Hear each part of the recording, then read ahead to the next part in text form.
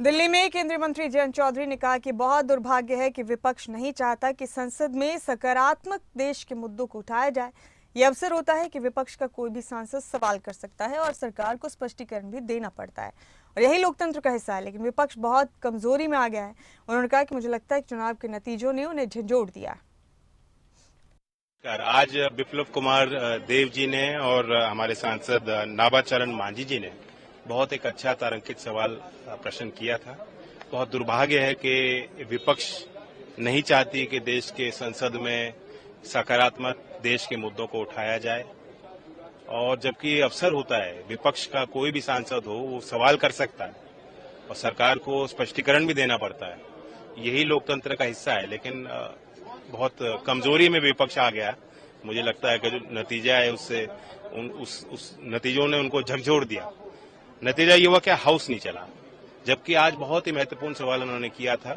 School safety की guidelines के संबंध में उन्होंने सवाल पूछा था और मैं आपके माध्यम से बताना चाहता हूं कि 2017 में माननीय सुप्रीम कोर्ट ने आदेशित किया।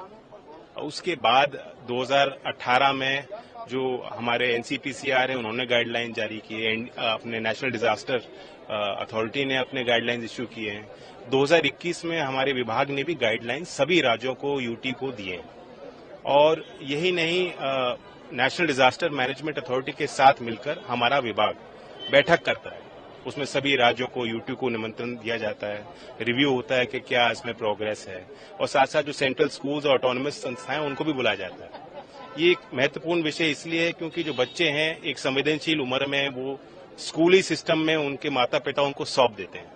इस विश्वास के साथ वो बच्चे सुरक्षित रहेंगे और उनकी देखभाल के लिए, प्रबंधन के लिए और अकाउंटेबिलिटी के लिए ये गाइडलाइन इश्यू हुए हैं। लेकिन कई राज्यों ने अभी तक इन गाइडलाइंस को इम्प्लीमेंट नहीं किया। इन गाइडलाइंस के माध्यम से जो साइको सेफ्टी है, साइबर सिक्योरिटी है, जीरो टॉलरेंस हमें बिल्ड करना है सिस्टम में, जवाबदेही हमें लानी है। इन सारी चीजों के लिए हमने पूरा प्रोसेस, प्रक्रिया, प्रणाली विकसित की है। अभी भी देश के कई राज्यों ने इसका पालन नहीं किया। झारखंड, कर्नाटक, केरल, कुछ ऐसे राज्य जिनका मैं नाम ले रहा हूं। मैं उम्मीद करता हूं कि वहां की राज्य की सरकार, शिक्षा विभाग